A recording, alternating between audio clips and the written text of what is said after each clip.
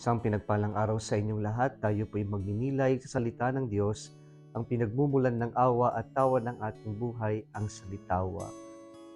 Mga kapatid, today we are celebrating the feast of the Holy Innocents. They are all martyrs. Mahirap pong unawain at tanggapin na mayroon tayong maawain at mapagmahal ng Diyos sa kabila po ng mga pang-aabuso, kamatayan, at paghihirap ng mga inosente, ng mga walang kamuwang-muwang, ng walang kaalam-alam, yung walang kakayanan na ipaglaban ng kanilang sarili. Napakahirap pong unawain yun. Bakit ba pinahihintulutan ng Diyos at wala siyang tila ginagawa sa mga paghihirap ng mga walang kamuwang-muwang, mga walang kakayanang ipaglaban ng kanilang sarili?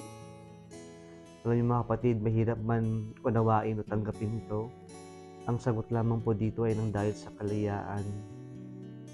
Kalayaan ng nating mga tao na gumawa ng mabuti o gumawa ng kasamaan. Ito yung naging kalayaan ni Herod nang dahil he felt he was betrayed at the same time because he was too attached with his power and position, and he wanted to keep his power and position, and he would not allow anybody to take that away from him and even obstruct that. He decided in freedom to kill all babies. Pinapatay niya dahil malaya siya. Yung kalayaan niya ay he was too attached with his power and position. Pero iba yung kalayaan na pinakita ni San Jose sa ating ebanghelyo ngayon.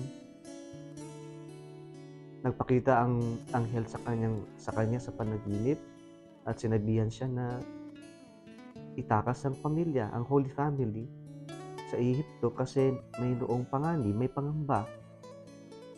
And then, nung siya po ay gumising, kanya pong ginawa ay ang ilayo ang kanyang pamilya mula sa kasamaan, sa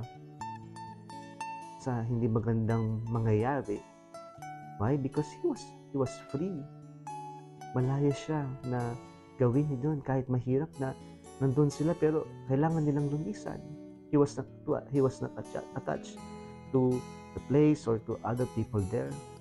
Malaya niyang sinunod ang kagustuhan ng Diyos.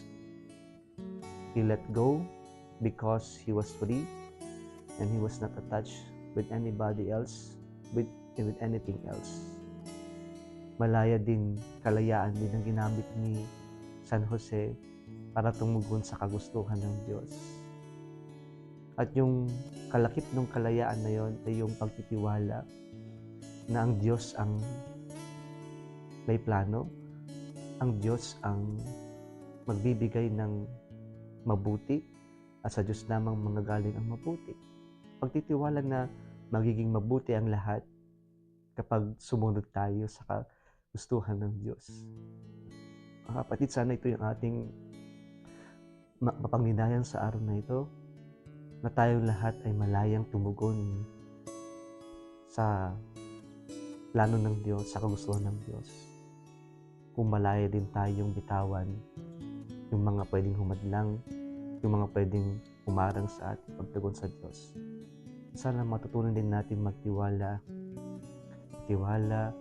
sa plano ng Diyos, sapagkat sa pagtitiwala natin sa Kanya, alam natin magiging mabuti ang lahat.